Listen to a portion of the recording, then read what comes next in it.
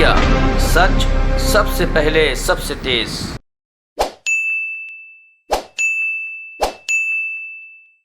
सभी पत्रकार बंधुओं को नमस्कार। आज की ये प्रेस वार्ता एक बहुत ही महत्वपूर्ण बिंदु पे की जा रही है। आप सभी लोगों को ज्ञात होगा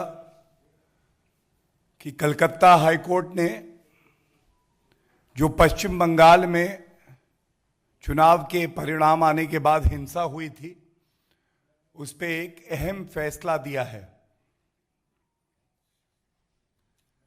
ये जो फैसला है, ये 5 न्यायाधीशों की खंडपीठ ने दिया है। ये इसलिए और महत्वपूर्ण हो जाता है। और इसमें एक विशेष बात और भी है कि 5 जजेस ने कलकत्ता हाईकोर्ट के एक मत से कहा है कि जो निर्दोष नागरिक पश्चिम बंगाल के जिन्होंने उत्पीड़न सहा, जिनके परिवारजनों को मार दिया गया, वो महिला जिन्होंने अपनी अस्मिता खोई है, उनको इंसाफ मिलना चाहिए। और ये इंसाफ एक निष्पक्ष जांच के बाद ही संभव है। और इसीलिए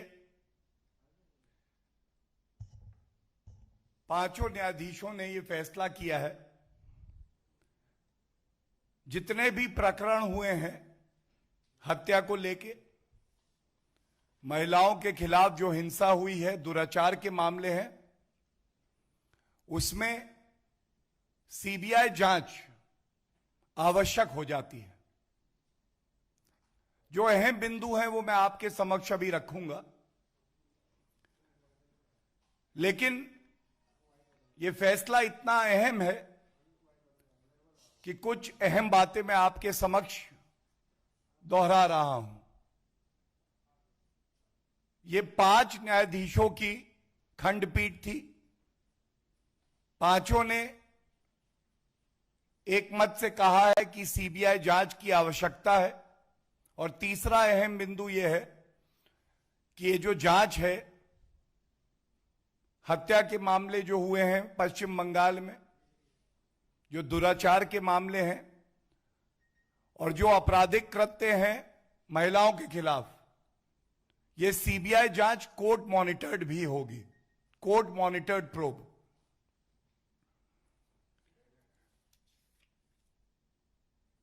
दो मई पश्चिम बंगाल में कानून व्यवस्था गई। ये सारांश है आज के इस फैसले का। और सबसे पहले जो अहम बिंदु हैं फैसले के, जो कुछ टिप्पणियां हैं, आदेश हैं, वो मैं आपके समक्ष रख देता हूं। ये बहुत ही अहम है क्योंकि 2 मई की तारीख जब चुनाव के परिणाम आए, कोई भी जीते कोई भी हारे, कोई भी सत्ता में आए कोई भी विपक्ष में आए, लेकिन लोकतंत्र की जीत होने का अवसर था। It was a reason for celebration. It is unfortunate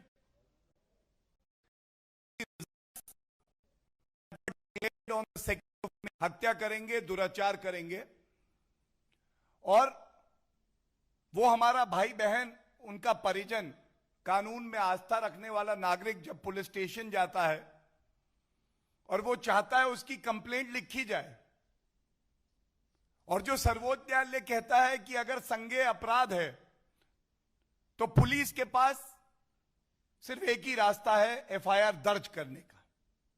हत्या, दुराचार संगीन अपराध है, उनकी एफआईआर भी नहीं लिखी जाती है और साथ में उनको धमकाया जाता है। ये जजमेंट आज कहता है, ये आज हाई कोर्ट कहता है। Number of cases of murder are sought to be claimed as natural death without recording FIRs and the investigations of cases as per procedure established by law. हत्या हो गई, हत्या का ये जो कृत्य है इसे आप नहीं रोक पाई। आप मुख्यमंत्री थी ममता बनर्जी जी, लेकिन जो इंसाफ दिलाने की आपकी जिम्मेदारी थी आप उसमें भी विफल रही। और ऐसा इसलिए है कि पश्चिम बंगाल वो प्रदेश बन गया है जहां वर्दी का इस्तेमाल किया जाता है अपनी राजनीतिक महत्वाकांक्षाओं की पूर्ति के लिए।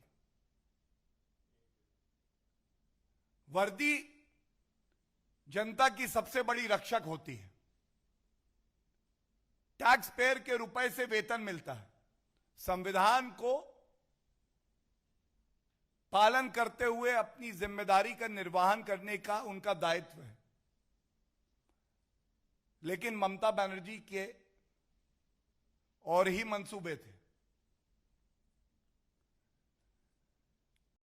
Number of persons are alleging that they were forced to leave their houses and villages and had not been able to come back because of threat. अगर आप ममता बनर्जी के समर्थक नहीं हैं तो आज उनकी कुंठित मानसिकता यह है कि आपको पश्चिम बंगाल में रहने का कोई हक नहीं। और जो अब मैं पढ़ने जा रहा हूं ये बड़ी ही पीड़ा से पढ़ रहा हूं। In number of cases pertaining to murder, rape and other crime against women, the cases are sought to be closed without registration of FIRs or no response given to the committee, apparently to favor the accused. बिना FIR दर्ज कराए मामले को रफा दफा कर दिया जाता है क्योंकि ममता बनर्जी अपराधियों के साथ खड़ा होना ज्यादा पसंद करती है। इसी तरह से और भी कई ऑब्जर्वेशंस हैं। जितनी बातें इस जजमेंट में आई हैं इसका संज्ञान लेने के बाद कलकत्ता हाईकोर्ट ने जो निर्देश दिए हैं वो मैं आपके समक्ष रख देता हूं। बहुत ही महत्वपूर्ण है। पहला निर्देश ये दिया है, all the cases where as per the report of the committee. ये कमिटी उच्च न्यायालय के आदेशों के बाद ही बनी थी। नेशनल ह्यूमन राइट कमीशन ने भी अपनी एक रिपोर्ट पेश करी थी और हाई कोर्ट ने कहा है the allegations are about murder of a person and crime against women regarding rape, attempt to rape shall be referred to CBI for investigation.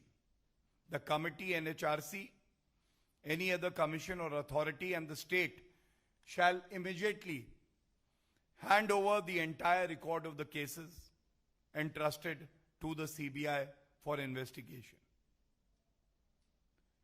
CBI जांच करेगी और जो सारा रिकॉर्ड है, जो एविडेंस अभी तक इकट्ठा किया गया है, वो सब सीबीआई को दे दिया जाएगा।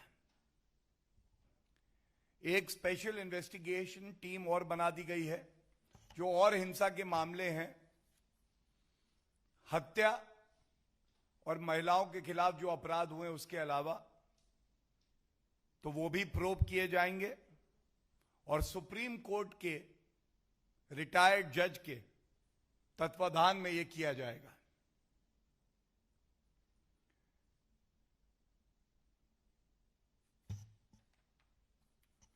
भारतीय जनता पार्टी ने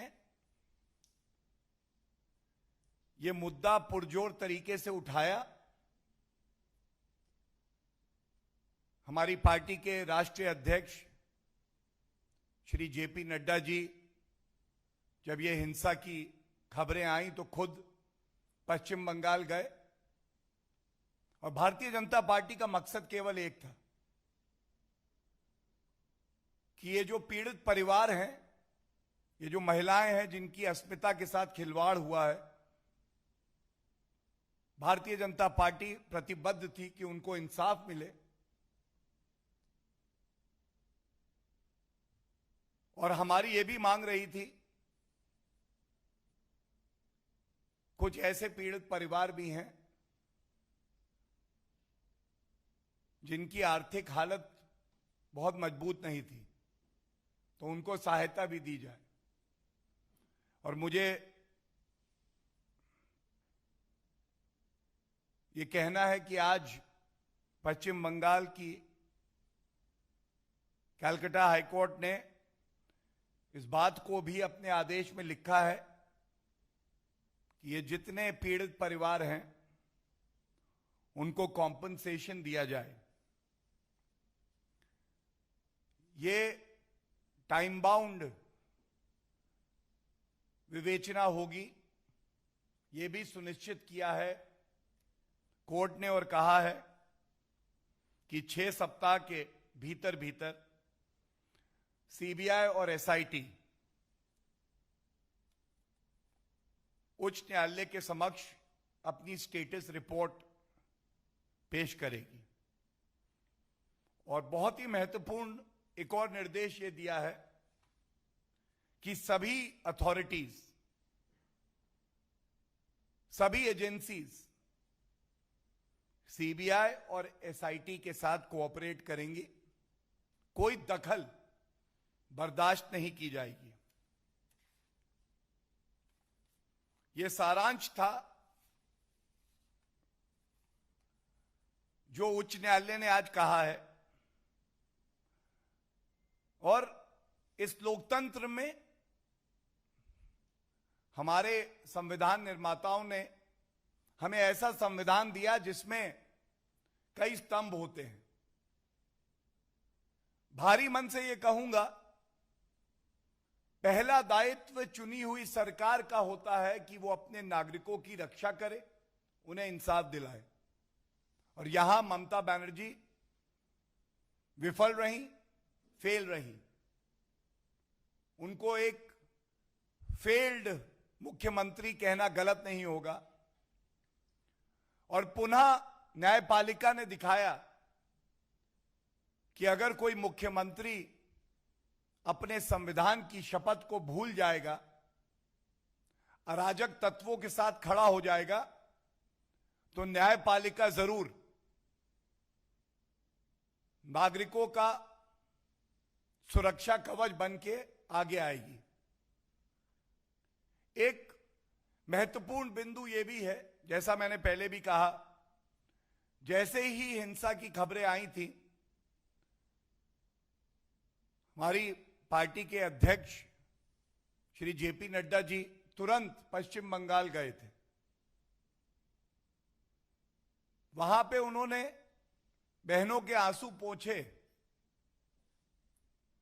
जो पीड़ित परिवार थे उनके साथ कंधे से कंधा मिला के खड़े रहे। और इससे सीख लेनी चाहिए और विपक्षी पार्टियों को भी कि ठीक है आप सत्ता में नहीं है, लेकिन विपक्ष की भी एक बहुत बड़ी जिम्मेदारी होती है। भारतीय जनता पार्टी को बहुत बड़े वर्ग ने पश्चिम बंगाल में वोट दिया, एक बड़ी जिम्मेदारी दी विपक्ष की। और यह लोकतंत्र भारत का दर्शाता है कि एक विपक्ष क्या कर सकता है सकारात्मक रूप में।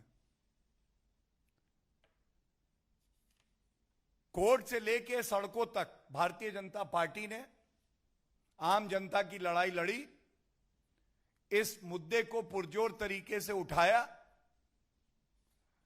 और पुनः आपके माध्यम से जो भाई बहन हमारे पश्चिम बंगाल में हैं, उनको ये एक संदेश जरूर देना चाहेंगे,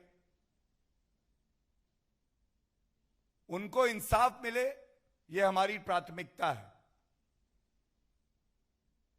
हमारा कर्तव्य है कि हम आपके साथ खड़े रहें और जब तक आपको इंसाफ नहीं मिलता, भारतीय जनता पार्टी हर उस परिवार के साथ, हर उस पीड़िता के साथ खड़ी है जिसके साथ टीएमसी के गुंडों ने, ममता बनर्जी ने अन्याय किया है। अंत इतना ही कह के करूंगा, ये जो एक बहुत मजबूत संदेश उच्च न्यायालय ने दिया है, इसे मील का पत्थर बनना चाहिए। अराजकता की जगह भारत में, पश्चिम बंगाल में या किसी भी प्रदेश में नहीं है, और एक मुख्यमंत्री को अपनी शपथ को याद रखते हुए यह ध्यान रखना चाहिए कि एक नागरिक का यह संवैधानिक अधिकार है, कानूनी अधिकार है कि वो किसी भी पार्टी, किसी भी विचारधारा के लिए वोट कर सकता है। और जब चुनाव जीत के आप मुख्यमंत्री बनते हैं, उसके बाद हर नागरिक की सुरक्षा की जिम्मेदारी वो मुख्यमंत्री की होती है, चाहे उसने आपके लिए वोट किया है या नहीं किया है। आत्मचिंतन का यह समय है और इस आशा से कि उच्च न्यायालय की टिप्पणियों का संज्ञान लेते हुए ममता बनर्जी जी आत्मचिंतन जरूर करेंगी और वो कानून के साथ खड़ी होंगी। जो पीड़ित परिवार हैं उनको इंसाफ दिलाने की अपनी संवैधानिक जिम्मेदारी का निर्वहन करेंगी, और जो अराजक तत्व हैं उनकी जगह केवल जेल में है, यह भी जरूर सुनिश्चित हो जाना चाहिए। धन्यवाद।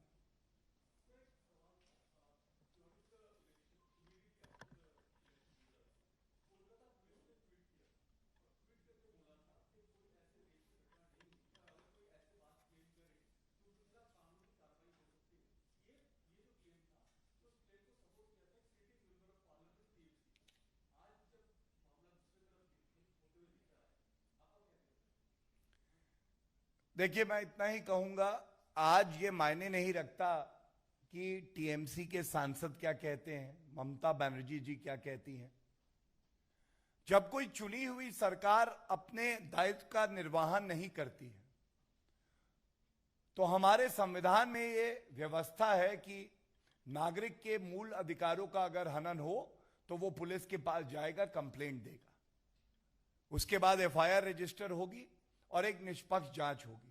लेकिन जो बातें मैंने आपके समक्ष रखी, ये स्पष्ट हो गया है एनएचआरसी की रिपोर्ट के बाद, उसका संज्ञान लेते हुए, उस पर अपनी मोहर लगाते हुए कलकत्ता हाईकोर्ट ने यह माना है कि ना कंप्लेंट ली जा रही थी, ना एफआईआर रजिस्टर हो रही थी। परिवारों को, पीड़िताओं को डराया जा रहा था मुकदमे वापस।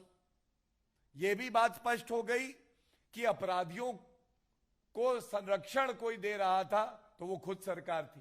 यह भी स्पष्ट हो गई कि प्रथम दृष्टया, बड़ी जिम्मेदारी से कह रहा हूं, प्रथम दृष्टया जो लोग आरोपी पाए गए हैं, subject to investigation by the SIT and the CBI, वो रूलिंग पार्टी के थे। और आज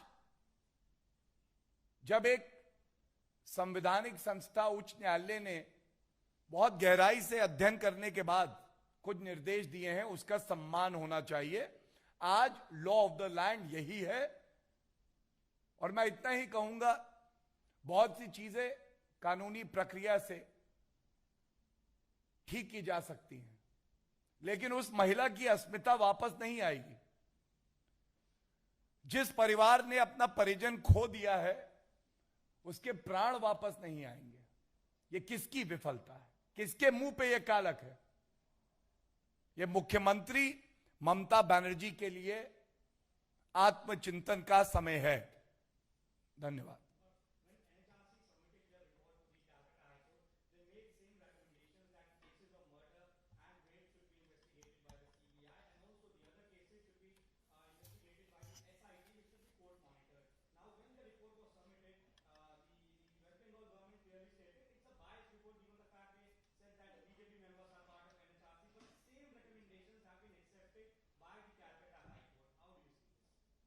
Thank you for asking me this question because it would give me an opportunity to raise a larger point.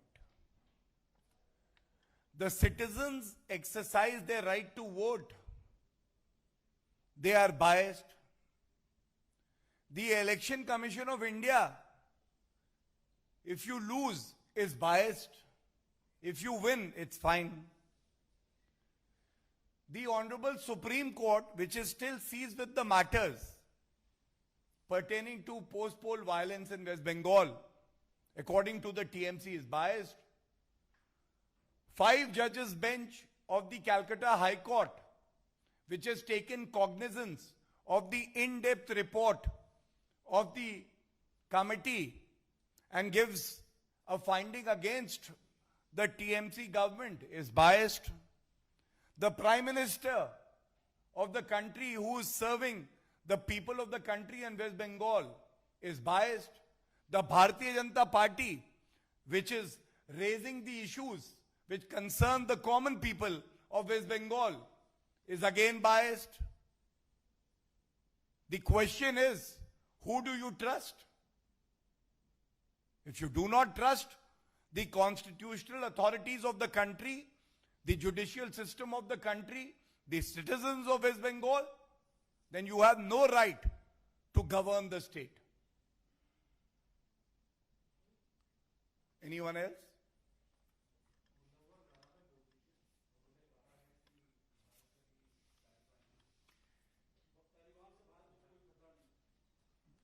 देखिए, ये जो आज का विषय है प्रेस वार्ता का, ये बहुत ही अहम है।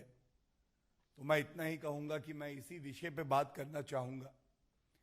लेकिन जो प्रश्न आपने पूछा है, क्योंकि वो भारतीय नागरिकों से भी जुड़ा हुआ है, और आप सब जानते हैं कि श्री नरेंद्र मोदी जी के नेतृत्व में हमारी प्राथमिकता भारतीय नागरिकों का हित है, तो इतना जरूर कहूंगा कि केंद्र की सरकार, जो परिस्थितियां वहां बनी हुई हैं, उस पर उनकी नजर है, और जब तक एक एक भारतीय को सुरक्षित भारत नहीं लाएंगे, तब तक हम आराम से नहीं बैठेंगे।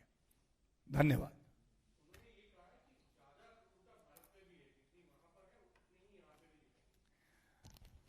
ये वो समय है जब हमें अपनी जिम्मेदारी का एहसास होना चाहिए,